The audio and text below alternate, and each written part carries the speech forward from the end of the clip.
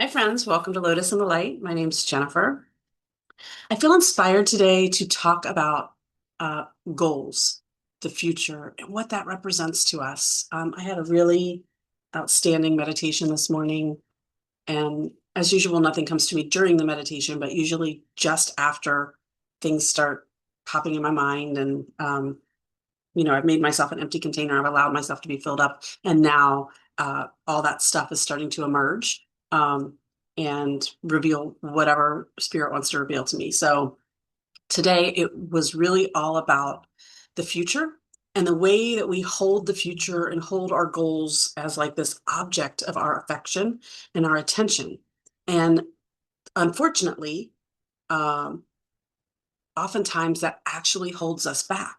So setting goals is wonderful. It's we were created to want more. Oftentimes we feel guilty for wanting more because it suggests that we're not satisfied with what we have. And that's the balance that we have to find. The middle way is to be satisfied in what you have, perfectly satisfied. But that satisfaction of what you have experienced should inspire you wanting something more because it is in that wanting more. It is in um, that dopamine hit that inspires you to more.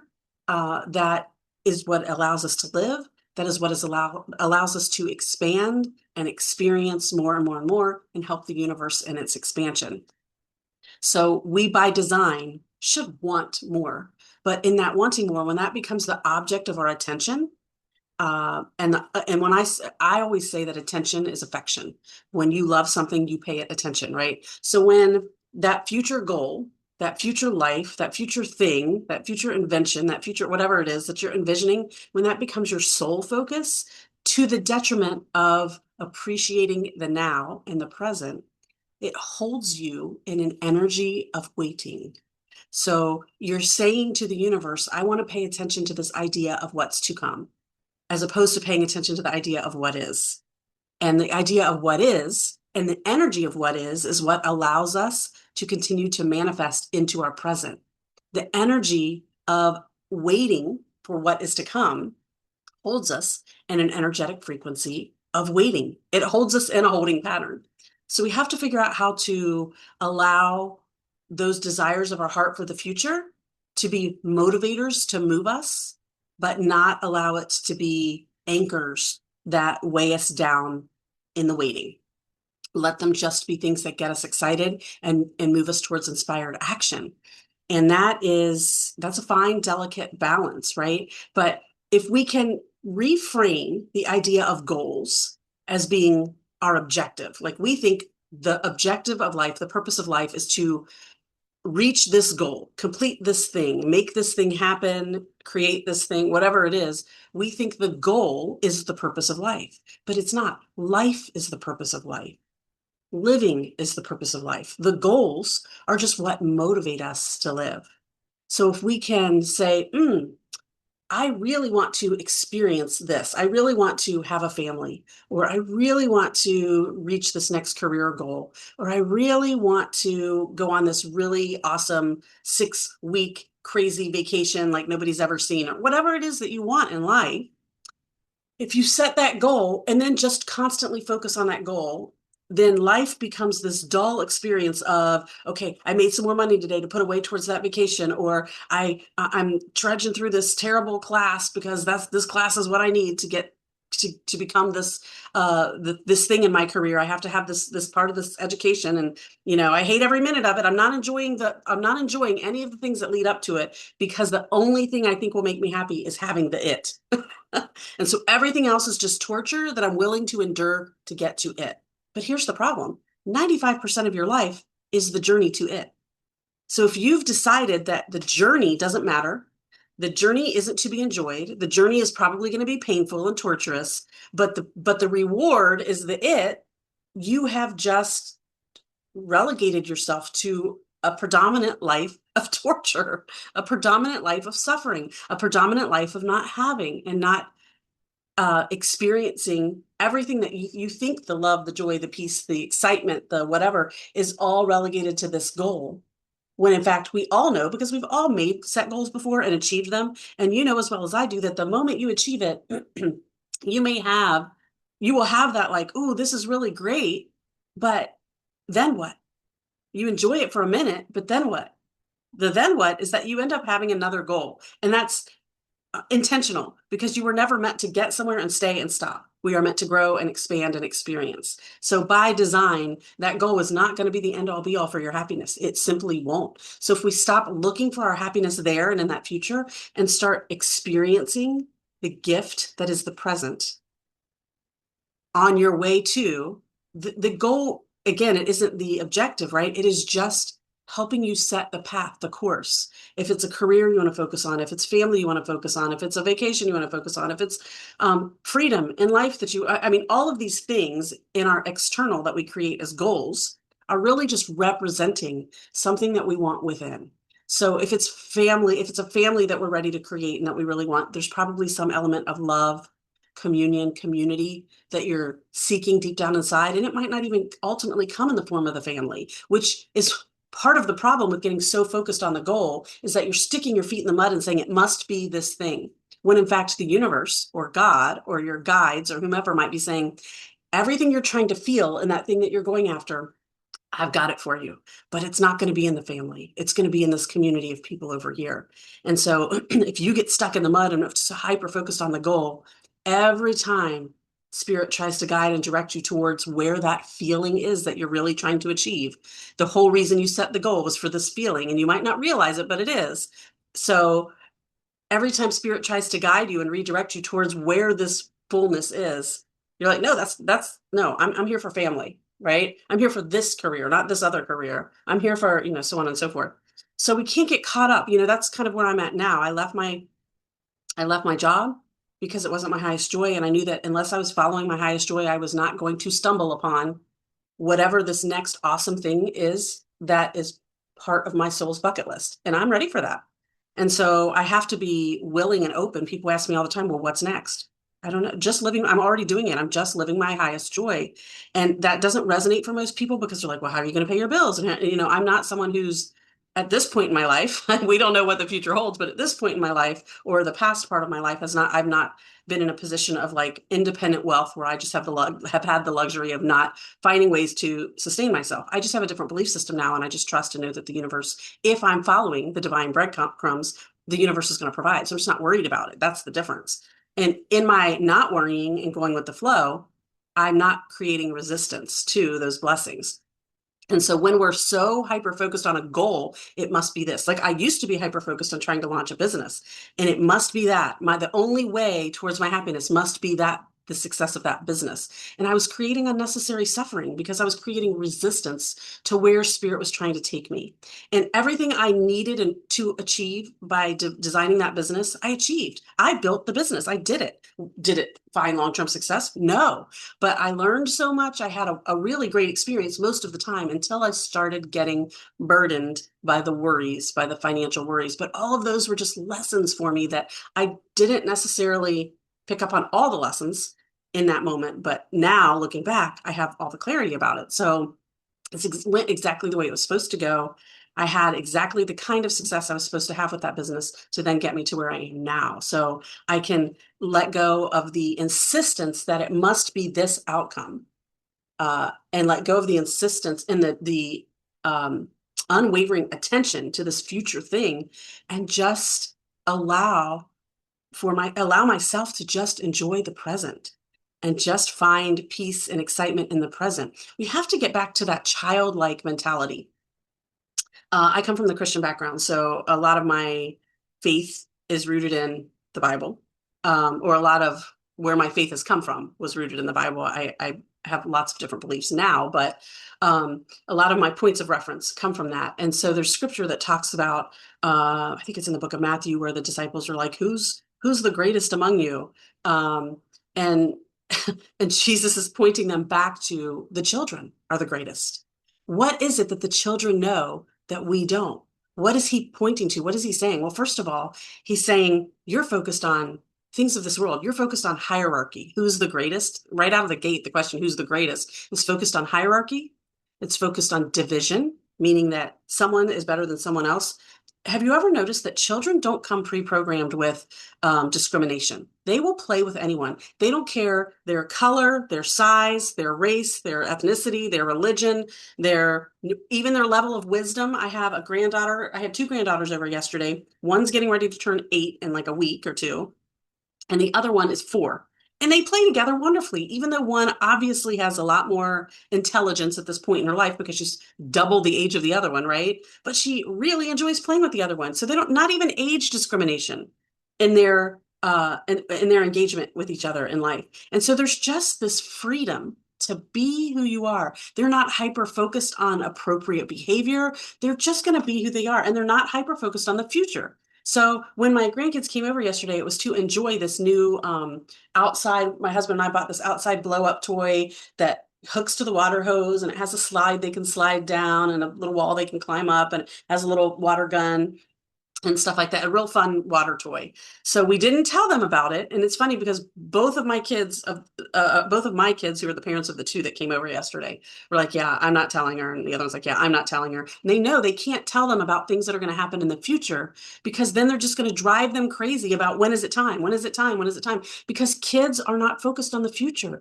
They're focused on now. They're focused on the present. They actually intuitively understand that now is all there is.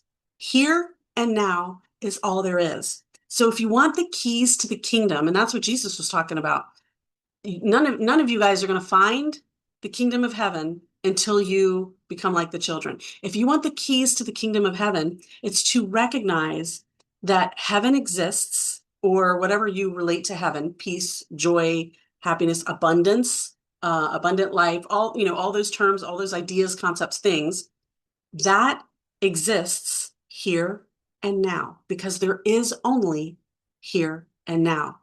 The goals and the dreams for the future are just to help motivate you and keep you in a positive state of mind so that you keep moving forward towards expansion of human consciousness, expansion of divine consciousness. And so that God can experience literally all that there is through you and me and humanity. God is experiencing all that God is through each of our unique experiences and expressions.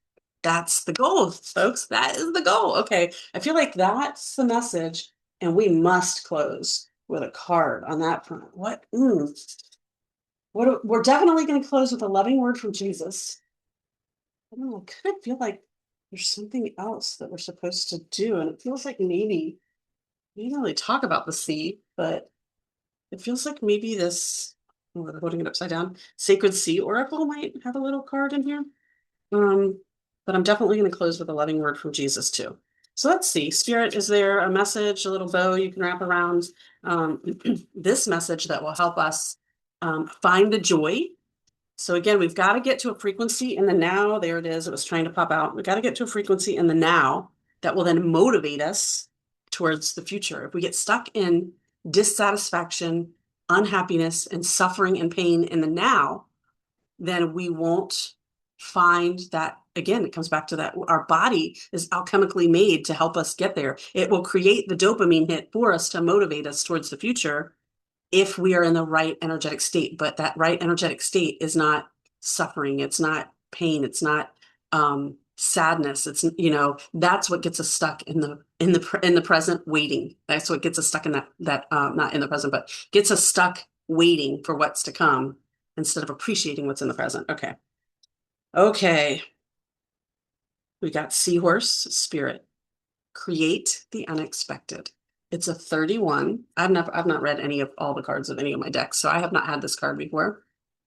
It's a 31. What I love is the seahorse is predominantly, like, this is multicolored, but the seahorse is predominantly green. And I love that because green represents the heart chakra. And the heart chakra is where our human identity meets with our energetic spiritual identity. It's where the two come together and where we also meet with humanity.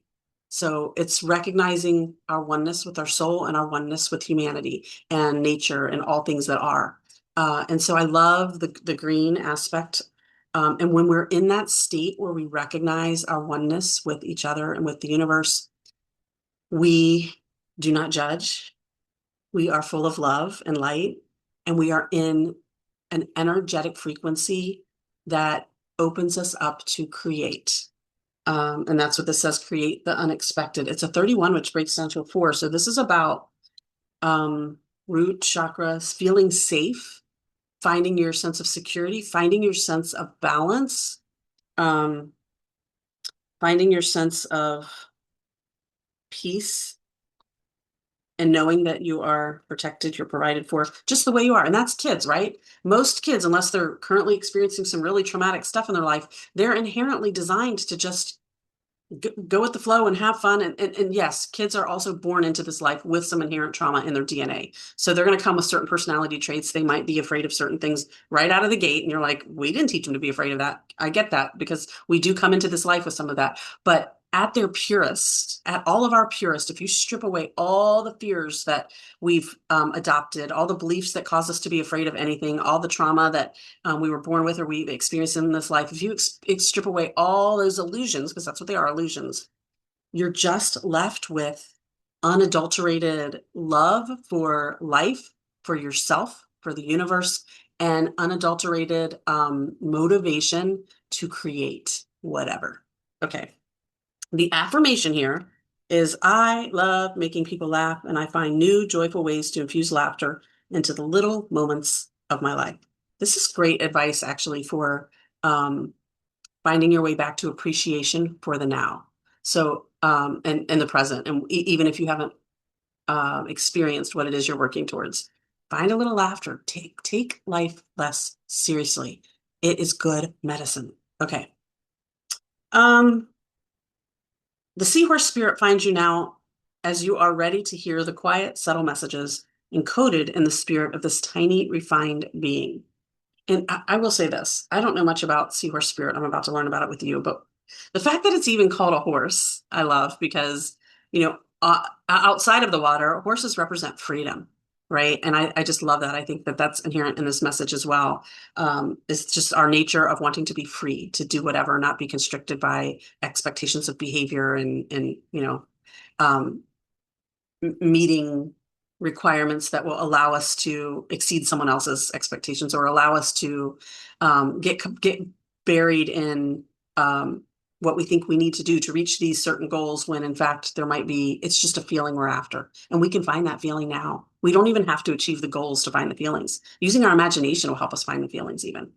But certainly laughter will help us find the feelings, and freedom helps us find the feelings. Okay. The time has come to shift the paradigm of your existence. What you are made of is the culmination of many intricate messages spun together into the neuronic skeleton that makes up your brain and all that you believe to be true. If you want to be set free, play with changing the circuits. Put things where they haven't been connected before and see what happens. Shake or spice things up, creating the unusual and unexpected so you can create a new spark in your life. The female seahorse does this when she implants her eggs into the male so he can become pregnant and carry the baby seahorses. Ooh, okay. There's a new learning for me. Yeah, it's spinning life on its head. It's like, nope. The world has told you that this is what you should be going after. This is happiness. This is joy. The world has told you that only women get pregnant, only females get pregnant, and the seahorse is like, wrong. Only if you believe it, but we believe something different and we experience something different. This ritual will allow you to swim deeper into uncharted territory. Play with some relaxing music and lie down. As you fall into a deeply relaxed state, allow yourself to visualize absurd combinations of different options for your reality. This will open your mind and spirit so it can expand into the vastness of what is possible, as you will often get stuck in your life because you've forgotten how to do this. Oh, I love this. Play for a while in an imaginary game of daydreaming up funny new concoctions of words and visuals. What would it be like for you to show up at an event wearing something ridiculous just to get a laugh out of friends? What would it be like to surprise your partner with a splash of water or a water balloon falling from above them? What could your life be like if you were to take the initiative to do something completely playful and out of your comfort zone and normal character? What could your new character be like? How could this add more fun and laughter to different parts of your life? When you get some good ones that spark resonance with your soul, write them down and create a plan of action so you can implement them and spice up your life. I love that. And especially because we were just talking about Jesus, the scriptures of Jesus talking about us being more like the little children if we want to experience the kingdom of heaven. That is not in the future, that is in the now. And we make the choice about whether we want to experience that now or not. And this ritual of the seahorse is perfectly demonstrating how to get into that mentality and how to get into that headspace and how to find joy in the now and appreciation. Again, appreciation and gratitude and joy are the highest frequencies we can achieve that get us closest to um, what am I trying to say? Christ consciousness, that closest to embodying the kingdom of heaven in this life that Jesus was trying to teach us how to experience. Okay, and what popped out was give and it shall be given unto you. Okay, I love this. What are you giving in life? This is feels a little off topic in the direct translation of this message. And when I say direct translation, I mean when we put it into the context of the scripture, comes out of Luke, given it shall be given unto you. But here's what I want to say. We think of giving as something we do outward to others because we think of ourselves as separate from others. But there is an element of giving to yourself. So give, and it shall be given unto you. When you choose to give to yourself, it will be given to you. It's a self-fulfilling prophecy. It is the divine saying, I will provide for you. Give to yourself, and it will be given unto you. But it's when we deny ourselves that we experience the lack. So when we get caught up, this is actually coming full circle for me, when we get caught up in the waiting to achieve the goal or waiting for this good thing to happen in our life, and we get stuck in the energy of waiting, what we're doing is we're not giving it to ourselves. We're not allowing ourselves to believe that we can do it, that we can have it, that we're worthy of having it. It's like, oh, I'm not worthy of having it yet. I haven't accomplished this, and this, and those things are required on the path to this goal. The moment you give in and surrender and allow yourself to have it is the moment it will be given unto you and the waiting ends. Oh, I love that finish. Ooh, yes, please. Okay, that was exciting. And this really pairs up with what I was thinking about doing today. So I think I'm going to go to an arts and crafts store and buy a canvas. Actually, it's funny because it's ironic that I just took this picture down. I usually have this picture back here that I painted from one of those sip and paint places. So for those that don't know me, which probably most of you don't, I historically have been, I would have used these words. I won't use them today because I have a whole new understanding of myself. But I would have told you in the past, I am not creative. I couldn't draw stick. I mean, I could barely draw stick people, but I definitely couldn't create any kind of artistic, beautiful thing, painting wise, or in those creative arts kind of spaces. I now have a whole different understanding of creativity and a broader view of that. But even within that world, I also now believe that I can be as creative and create as beautiful of art as I want and as I believe I can. So I don't hold that belief system anymore, but that's where I'm coming from. So like the fact that I painted this picture, even though it was one of those sip and paint where they're walking you step by step, I still was like, oh my gosh, look at this amazing thing I created. So today I am feeling really pulled. I'm really feeling the divine inspiration to go to the arts and crafts store, buy a canvas, and I guess I'll have to buy an easel. I want to set it up outside and I want to get paints and I just want to I just want to do some abstract, like I just want to put the brush on and not have a plan and not have anybody guiding me step by step and just see what I create. I haven't never done that before, or at least I haven't done that in the recent. And I just think it's going to open up my mind. And I feel like the message that we heard today, like especially in this seahorse spirit message and the message that spirit brought forth about finding the joy in the now and the excitement in the now, just like the children do. Like, oh, yes, what can we do now? What can we do right now? That's what I want. That's the energy I want to bring to this. So maybe there'll be something fun to share with you after I do it. And if so, then I'll do that. Okay. Love you all. Peace out.